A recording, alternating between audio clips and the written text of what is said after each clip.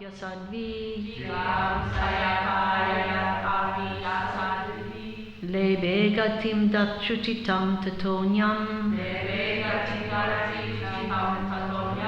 Kam va dayalum saranam vrajema.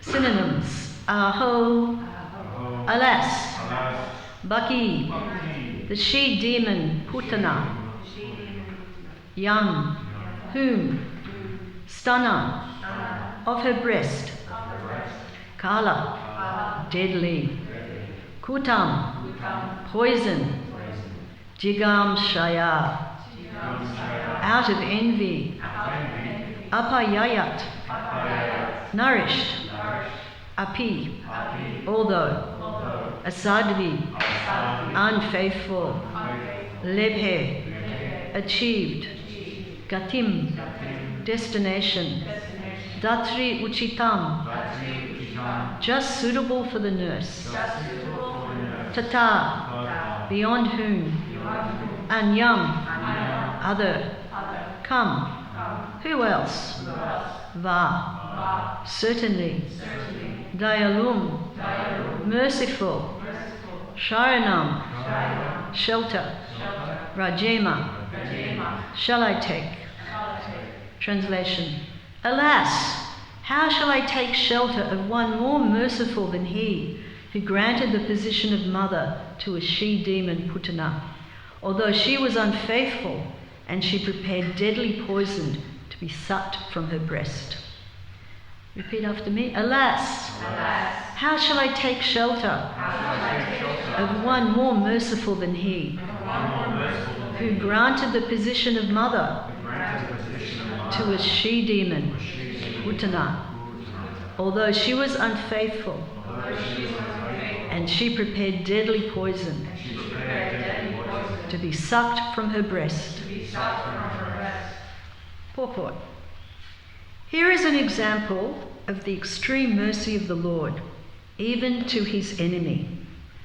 It is said that a noble man accepts the good qualities of a person of doubtful character, just as one accepts nectar from a stock of poison. In his babyhood, he was administered deadly poison by Putana, a she-demon who tried to kill the wonderful baby. And because she was a demon, it was impossible for her to know that the Supreme Lord, even though playing the part of a baby, was no one less than the same Supreme Personality of Godhead. His value as the Supreme Lord did not diminish upon his becoming a baby to please his devotee Yashoda. The Lord may assume the form of a baby or a shape other than that of a human being, but it doesn't make the slightest difference. He is always the same Supreme. A living creature, however powerful he may become by dint of severe penance, can never become equal to the Supreme Lord. Lord Krishna accepted the motherhood of Putana because she pretended to be an affectionate mother, allowing Krishna to suck her breast. The Lord accepts the least qualification of a living entity and awards him the highest reward. That is the standard of his character. Therefore, who but the Lord can be the ultimate shelter? This is such a wonderful verse. When I looked up that I was speaking on this verse today, I thought there's so many wonderful things that you can talk about. The mercy of the Lord, the qualities of the Lord, the devotees of the Lord, the ecstasies. There's so many different things that we can talk about. So we'll try and get through some of this. So this chapter is entitled Remembrance of Lord Krishna. And Vidura, if you go back to the beginning of the chapter, Vidura had asked Uddhava to speak about his remembrances of the Lord.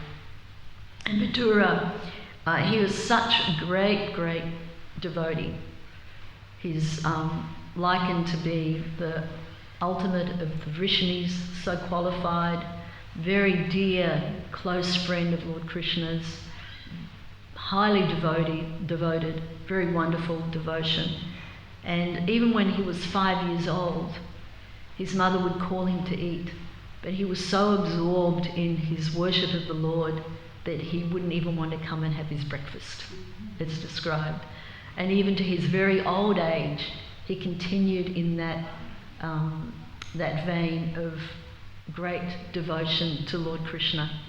And it's very interesting that, you know, we can pray also, you're all young, I've entered early old age. So we can pray, please Radharani, please my dear Lord Krishna, please Srila Prabhupada, keep us engaged in service, even when we are very elderly. As time goes on, we can see Ekadashi Mataji is such a sterling example. She's in her 80s, but she has such a wonderful sadhana, always serving the deities. And I was talking to her the other day, and she said, no, as long as my body will let me, I'll be doing service. So we can pray to follow in those illustrious footsteps. And even if the body becomes, restrains us from service, that always our sadhana will be strong and our desire for reading Srila Prabhupada's books. And I don't know if any of you, in the last class I gave, which was a while ago, I was talking about the Books of the Basis YouTube videos. I don't know if any of you had a chance to look at those, but if you look at one of those a day, they're very short, just a few minutes. Oh, Kodashi, I didn't realise you were here. I know you must not have liked your glorification. And Shukadev Goswami, he described Uddhava as, quote, supremely intelligent, the best counsellor of the Vrishni dynasty, a beloved friend of Lord Krishna, and a direct disciple of Brihaspati, the guru of the demigod. So very elevated, illustrious personality. And he, when he was first asked about Lord Krishna, he fell into deep samadhi, he fell into ecstasy, just remembering Krishna and Krishna's pastimes. And so he's revealing his ecstasy in this chapter, and he's also documenting his memories, and his feelings, these beautiful, deep, emotional but not mundane emotion, all spiritual emotion. And those emotions in association with Krishna, they're unlimited, just like Krishna's mercy is unlimited. And just like Krishna's pleasure is unlimited. And in second canto it describes how Krishna is always measuring how much pleasure he's feeling. And then there's the increment where he's expanding that pleasure. It's almost like he's in a transcendental competition with himself. So, what pleasure am I feeling? Because Krishna's goal is to enjoy. He's the supreme enjoyer. And our goal is to serve him. And by serving him, we also experience great spiritual enjoyment. So Krishna, he's measuring, he's adding, he's measuring again, and he's adding again, and that's his unlimited pleasure potency. The measurement, the increment. And that's described in the second canto, in chapter 6, verse 36. And Prabhupada writes in that chapter on this. So the happiness derived from the Lord may be measured by the Lord, but the happiness increases again, and the Lord measures it again, and then again. The happiness increases more and more, and the Lord measures it more and more. And as such, there is eternally a competition between increment and measurement. So much so that the competition is never stopped, but goes on unlimitedly ad infinitum. So what else is unlimited about Krishna? And Prabhupada is describing, or this verse is describing, and then Prabhupada's describing in the purport, it's the unlimited mercy of Krishna. His mercy is unlimited. And I remember last year, I was thinking about this quite a lot. And I was thinking, how can Krishna actually care about me? This infinitesimal jiva of no account. How can he be thinking about me? And I was, pondering on it quite a lot. As Krishna in enjoying in the most, unlimited way, as we've just been talking about. And, great souls that who are wonderful devotees, pure devotees. Sure, I can understand how Krishna cares about them, how Krishna cares about Srila Prabhupada. And I was starting to think, yeah, but really? Is Krishna really, I know he's in my heart, but is he really caring? And then that same day, I was listening to a Prabhupada lecture, and Prabhupada was talking on that very topic. And he said that when Krishna sees the suffering of all living entities, he feels pain. So that answered my question so nicely. So even though we may think ourselves, very, low on the scale there, but to Krishna, we're important because we're his part and parcel. We belong to him. So, and another, the one time where Krishna's mercy becomes limited. Can anyone tell me what that might be? Maybe when you offend devotees. Yes, good answer, Niyama. When you offend devotees. When you offend the pure devotee, of course, we don't want to offend any devotee, whether they're Kanista Adhikari, Madhyama Adhikari, or Uttama Adhikari, any devotee. In fact, we don't want to offend anyone, even the ant in the grass, or the cockroach in the house. Try and catch the cockroach and throw it out. Don't spray it. So that's when Krishna restrains his mercy, when we offend the pure devotee. And the 9th canto gives a good example about that, and that's the story of Maharaj Ambarish. And Durvasa Muni had really offended, Durvasa Muni felt offended by Maharaj Ambarish, and it was a very unfair sense of offence.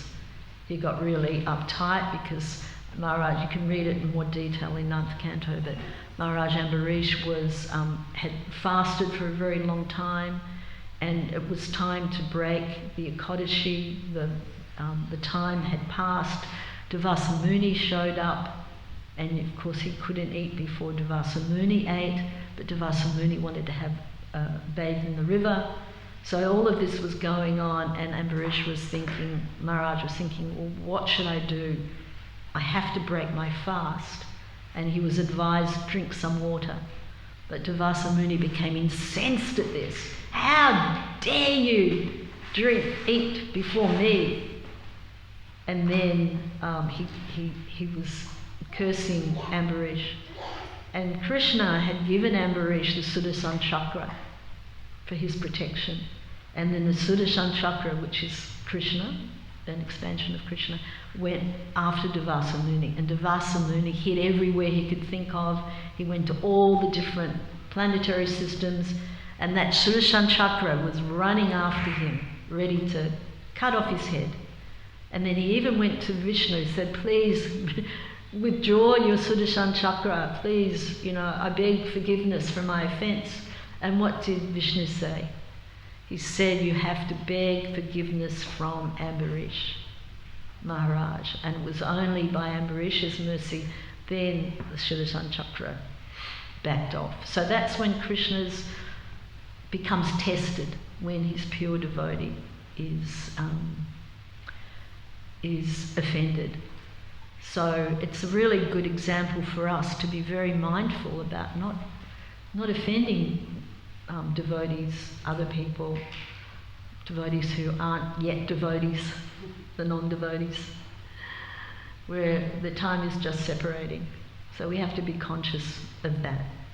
So, and really, in this verse, Uddhava was describing how merciful Krishna was to this vile personality. She was a powerful Rakshasi who had lots of mystic power, so much so that she could go anywhere, and she could disguise herself as a very beautiful woman, very motherly.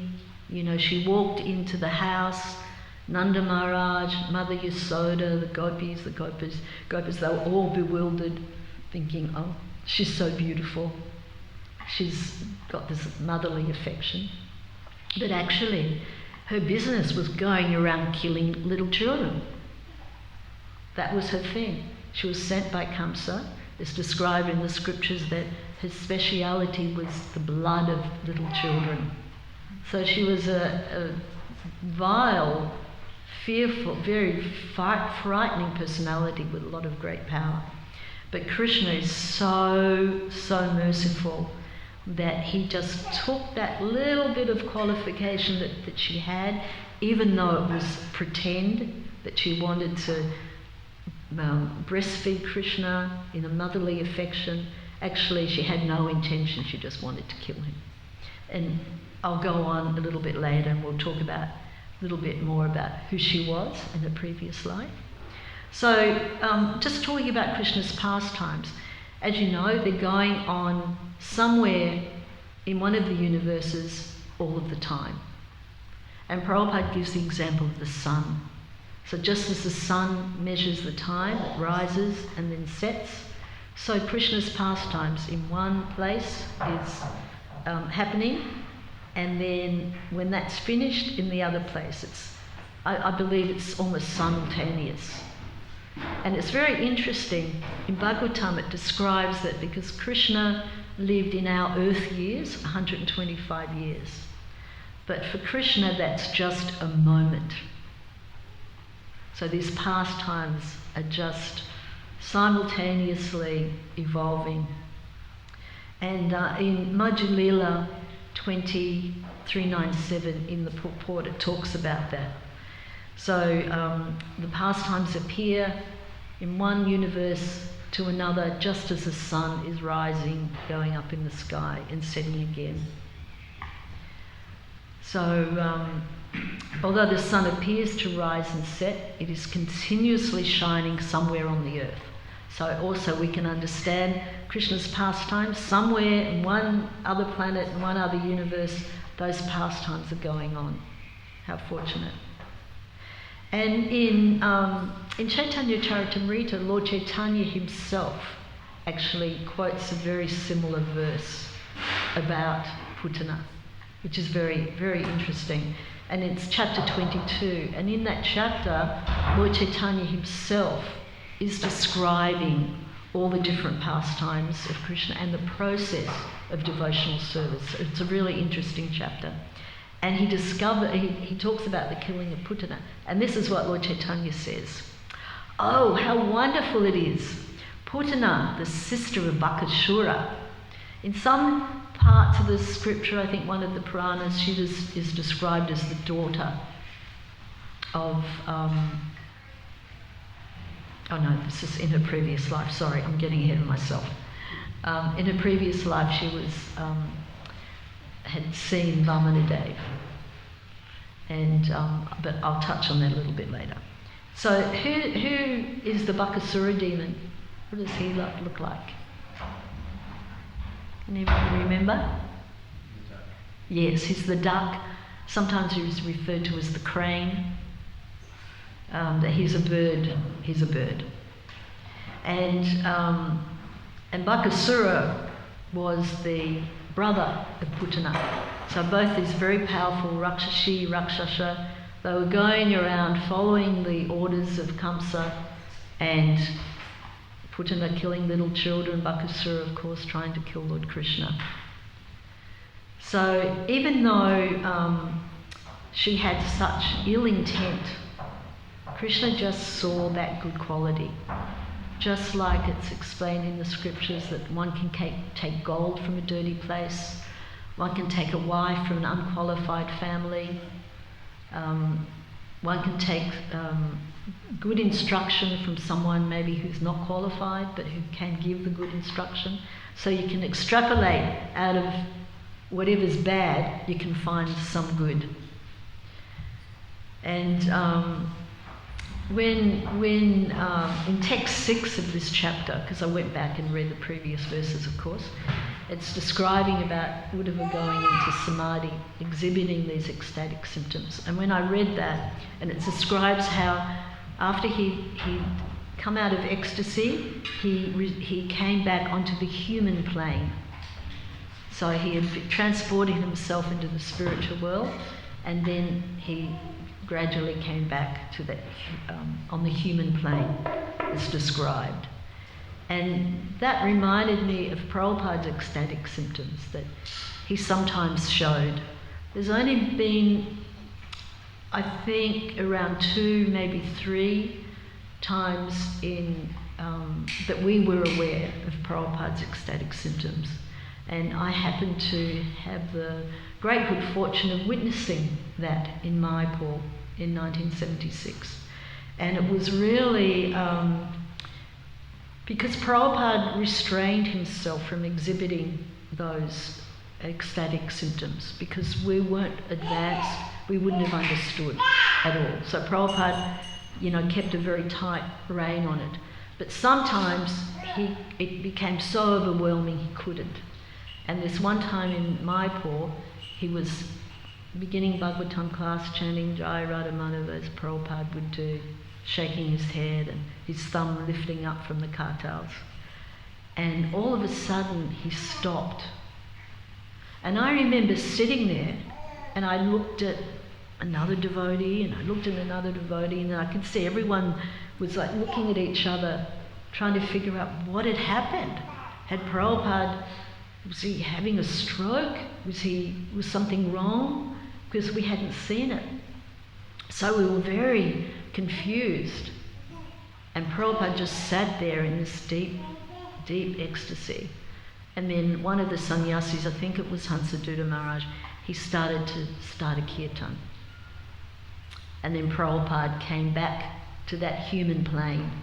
He came back from that spiritual ecstasy, and he resumed the Bhagavatam class. But it was very shocking to us because we'd not seen it. And Shrutakirti Prabhu, who was a servant of Prabhupada's for quite some time and very lovely devotee, he now lives in Vrindavan. This is what he wrote about it. Hundreds of devotees were assembled in the temple room while Srila Prabhupada spoke. Suddenly, he stopped and became silent with his eyes closed. Everyone in the room became still, not wanting to disturb him. A pin drop could be heard. We didn't dare breathe too loudly. This went on for some time. Hundreds of devotees were transfixed on his divine grace's ecstasy, each being transported by his own rapture. Our minds were overwhelmed with blissful anticipation. Srila Prabhupada carried us all to another realm. Suddenly, one sannyasi seated near the Vyasasana began chanting loudly, Nama Om Vishnupadaya Krishna Pristaya Bhutale. I felt jolted from a heavenly realm. Gradually, the reluctant devotees began to join in the kirtan too. Soon, Srila Prabhupada regained his external consciousness and joined his disciples in the kirtan. After the kirtan, there was disagreement amongst the devotees. Some criticised the sannyasi, saying, how could you do that? Srila Prabhupada was in ecstasy. Why did you disturb him? You could see no one else was chanting. You should have stopped.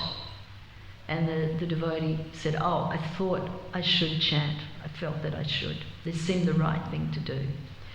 And Brahmananda Maharaj was Prabhupada's secretary at the time, and he was trying to mediate in this matter, like should they have chanted, should they have not chanted. So he agreed that he'd go and ask Prabhupada. So he went to see Srila Prabhupada that afternoon, and he said, Srila Prabhupada, do you remember at the lecture when you stopped speaking and went into ecstasy? Before he could continue, Srila Prabhupada responded in the sweetest voice, sounded a little embarrassed. I do not do that very often, Prabhupada said. No, Prabhupada, Brahmananda said, understanding Srila Prabhupada's humility. But when it does happen, what should we do? Should we just sit there, Srila Prabhupada, or should we chant japa? Yes, just chant, Prabhupada said. Chant Hare Krishna. Why are you making such a big thing? What is to be done? Just chant Hare Krishna. That is all right. And Shrutakirti continues, as always, there is no way to properly describe how Srila Prabhupada spoke, When Prabhupada said, I do not do that very often, it was the most innocent voice I had ever heard. The gentle grace and humility he displayed was amazing. He was apologizing for exhibiting the symptoms of a pure devotee. It appeared that Srila Prabhupada felt awkward exposing us to his ecstasy. So that's why he kept it very, very tight rein. But we also should be very mindful not to imitate. Follow in footsteps, but we don't imitate.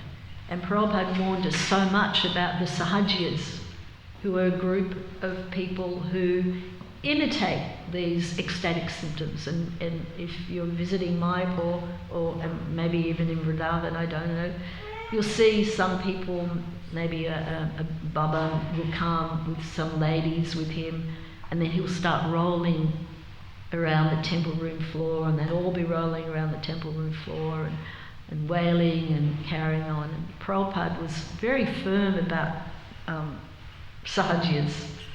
And I won't tell you what he said, but he would be very, very firm. You probably have heard that. So we shouldn't imitate these ecstatic symptoms. You know, we're aspiring to serve Prabhupada, our Guru, Krishna, the Parampara, and just keep low key. It's always a very good thing. And even in this chapter, Uddhava was advising Vidura that although the Yadus were very elevated, they didn't actually understand that Krishna was the Supreme Personality of Godhead. They thought he was a manifestation of the Super Soul, but they didn't understand that he was the... They knew him as Vasudeva, the Super Soul, but nothing more than that. And they thought that Super Soul had incarnated in their family. So here there's Uddhava glorifying the mercy of Krishna. Putana, although such an awful, horrific person, Krishna is taking that mercy. So what did he do? Did he send her to hell forever? You've come here you've been killing lots of little children, little babies, and you come here and you're trying to kill me? What did Krishna do? Of course, he did kill her. He grabbed hold of her breast tightly so she couldn't escape, and he sucked not only the poison, but he sucked her life airs out. But he didn't, like many of the other demons that he'd killed, they didn't get liberation. What position did she get? She got the position in the spiritual world of being his wet nurse, like his mother, of breastfeeding Krishna as a baby. So that's how kind and merciful that Krishna is. He'll extrapolate that tiny little bit of good. So what to speak of the devotees who are sincerely trying to serve Krishna, to remove their anarthas. Krishna will show his mercy. We can be confident in that because we have Srila Prabhupada, who's the captain of the ship. And in Bhaktivinoda Thakur's book, Sri Chaitanya Sikshamrita, he explains how the demons who killed Krishna have represent different anarthas or unwanted things in the heart. So that doesn't mean to say that the demons were just allegories. No, they actually existed. They were actually people, and they performed these different pastimes. And Krishna killed them because he liked to, fight. Just like in the spiritual world he can't fight, so when he comes to the earthly realm, he likes to exhibit those pastimes. But Putana, she represents, Bhaktivinoda Thakur describes, she represents the pseudo guru. Because the pseudo guru comes in the guise of being a genuine spiritual master. He may have, long hair, he may be in robes. I'm not referring to our gurus, I'm referring to gurus outside of ISKCON. He may, have some clever phrases, and people get, drawn into that. But the the chances of meeting a pseudo guru out there in the material world is pretty common. And some of us may have had experience of that, meeting pseudo gurus. And just a couple of other examples. Shaktasura, the cart demon, he represents carrying the cartload of old and new bad habits, lethargy and vanity. So he represents that. And Bakasura, we referred to Bakasura, the bird demon, the crane or the stork demon. He represents cunning duplicity, deceptiveness and false kinds of behaviour. And Aghasura, the snake demon, which happened to be my son's favourite pastime, the Aghasura. We had a little Aghasura kids storybook, and that was their favourite. He represents cruelty and violence. So there's just some of the examples, these anartas, and you can search those. And then Bhaktivinoda Thakur says in conclusion, the devotee who worships the holy name should first petition the Lord for the strength to cast out all these unfavourable tendencies, and should pray thus before Lord Hari on a daily basis. By doing this regularly, the devotee's heart will eventually become purified. So prayer is such an incredibly potent thing. By praying to the Lord, pray to him all the time, Krishna will hear you. He is there. Just as he is pained by your suffering, he relishes your prayers of glorification. And it's nice sometimes, you can get Bhagavatam where, I can't remember which cantos at the moment, but have beautiful prayers in glorification of Krishna. And you can come here when no one else is around and just recite those prayers to the Lord. And Prabhupada told us we can also say our prayers in English. And you can stand before the beautiful deity of Radha Govardhana Dari, Gaunitai, Krishna Balaram, and sing their praises. It's very pleasing. So, we can fervently petition Krishna to please help remove these anartas. And Prabhupada concludes that Krishna is so merciful and so kind, and I've mentioned this before, that he accepts that least qualification. It's just incredible when you think about that pastime of Putana, how he actually allowed her to be his wet nurse or nursemaid in the spiritual world. And these Rakshasas and Rakshashis, they were shapeshifters because they could take on any shape, go anywhere. And the author who wrote Harry Potter, J.K. Rowling or something, her idea of shape-shifting is a new one. It's been going on for a long, long time. And in a previous life, Putana was Ratnamala.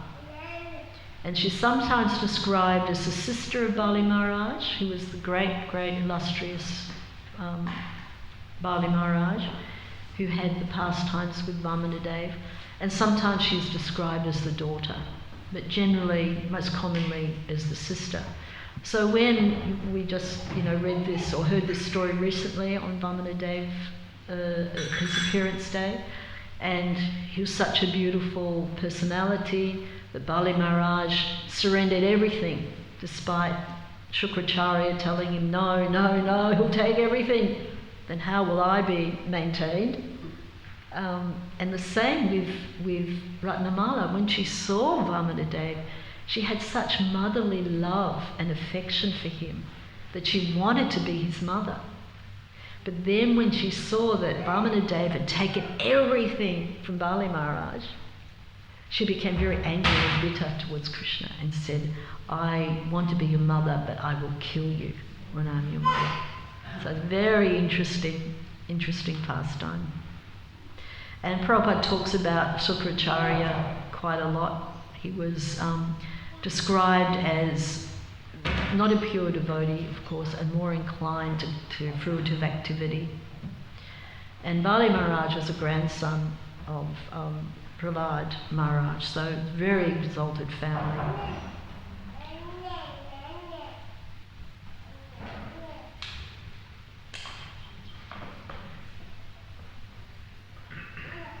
So we need to, in dealing with this particular anatta, or this representation that Putana has of being the pseudo-guru, Prabhupada describes the 3 parallel points of ascertaining who's a false guru. And we talk about this a lot in our classes, and in Prabhupada talks it a lot in the books. And so what are those 3 things that we can determine uses the thermometer? Yeah, Guru, Sadhu, Sastra. So the Guru, he must speak what the other sadhus are saying, what the other elevated souls are saying. And it must be in line with the bona fide scriptures. So that's our thermometer. Guru, Sadhu, Sastra. So that's very important. And Prabhupada states, Sadhu means he who speaks on the basis of Sastra. Guru means who speaks on the basis of Sastra. They are Sadhu, Guru, Sastra. And Sastra means the statement of the authorities. And I'd like to read this to you. I came across some really ecstatic things. In a lecture in Seattle in 1968, Prabhupada talks about this. He says, spiritual realization can be perfected by 3 parallel processes. Sadhu means saintly persons who are realized souls, sadhu. And Sastra means scriptures, authoritative scriptures, Vedic scriptures, Sastra. Sadhu, Sastra and Guru, a spiritual master. 3 parallel lines. Sadhu, Sastra, Guru, saintly person, association of saintly person, acceptance of bona fide spiritual master, and faith in the scriptures. That's all. Then your carriage will go along undisturbed. Carriage meaning our spiritual path. So, in summary of these main points that Prabhupada made, he's talking about the unlimited mercy of the Lord. He's talking about who else can we take shelter of? Who can give us shelter? Krishna is so merciful. Where else could we go to? We try and take shelter of husband, we try and take shelter of wife, we try and take shelter of friends, of family members, of a political party, shelter of so many things, but they cannot give the ultimate shelter. They're all temporary. But Krishna, he gives the unlimited shelter because his mercy is unlimited. His pain when he suffers, when we suffer, rather, he never suffers. He's pained by our suffering.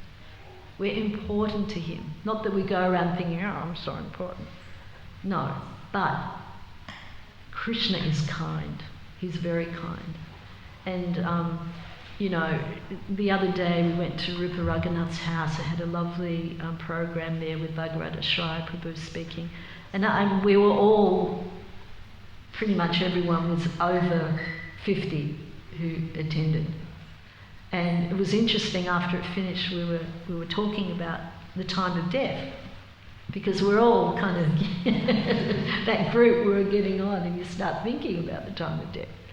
And, my conclusion was that we can rely on this mercy of Krishna and mercy of Prabhupada. That even though it's a very painful time, very unpleasant time, it's so painful it's described in the sastras that the soul cannot stay in the body. It cannot stay. It has to exit. That's how painful it is at the time of death. But we can be confident that Prabhupada's there. And as Prabhupada described once, just hang on to my dhoti. I have a key to the back door of the spiritual world.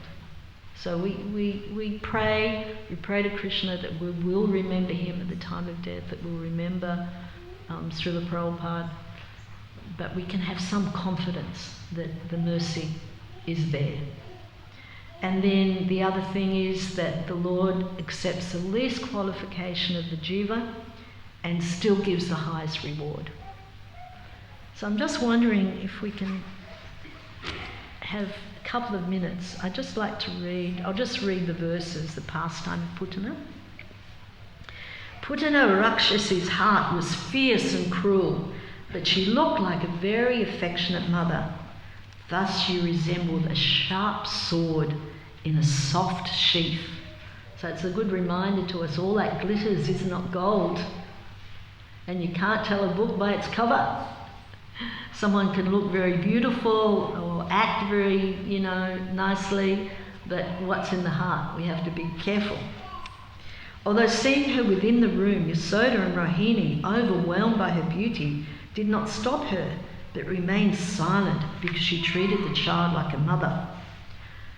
On that very spot, the fiercely dangerous Rakshasi took Krishna on her lap and pushed her breast into his mouth.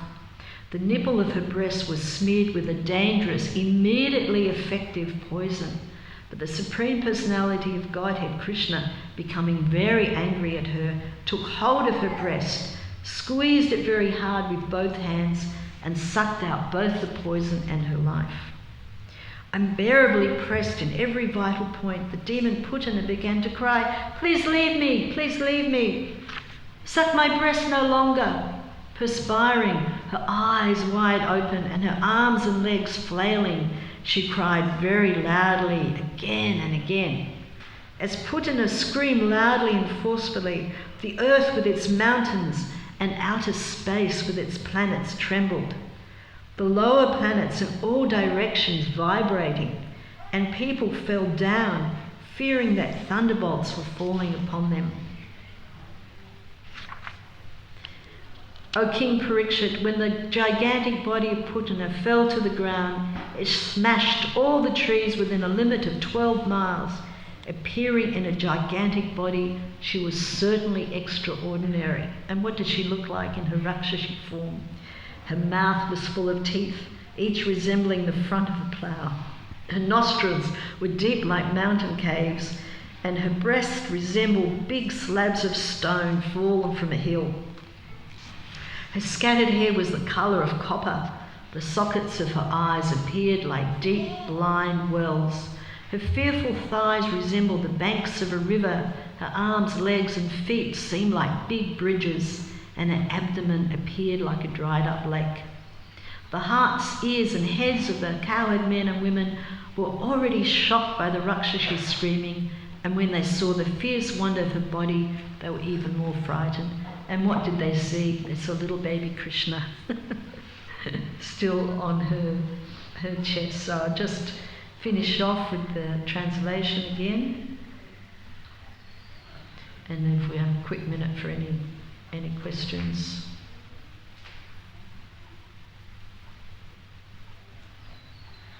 Sorry, I'm just finding. Alas, how shall I take shelter of one more merciful than he, who granted the position of mother to a she-demon Putana, although she was unfaithful and she prepared deadly poison to be sucked from her breast. Jai Shri Krishna Chaitanya, Jai Shri Prabhupada. Any comments, corrections? Rupa.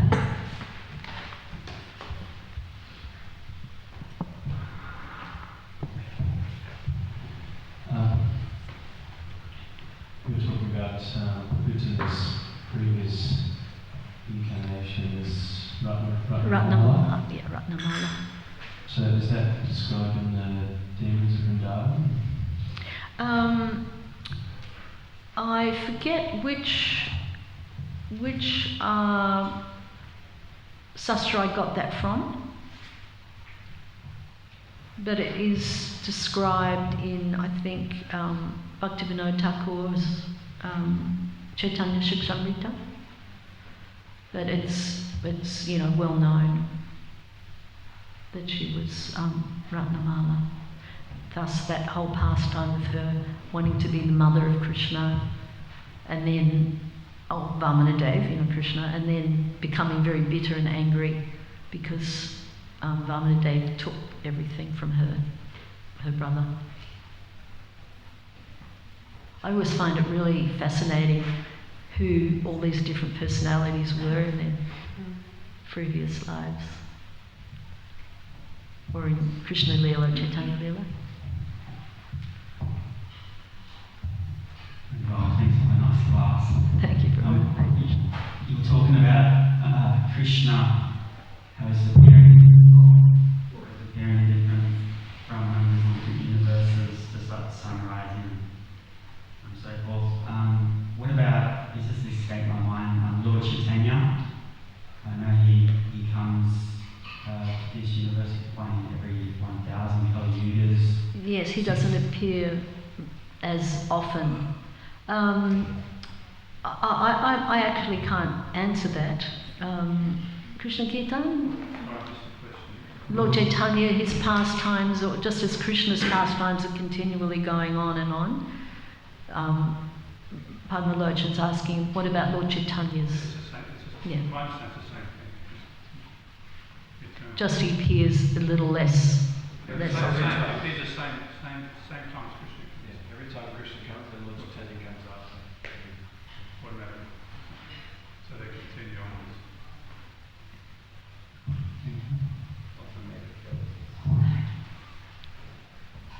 Just a little point.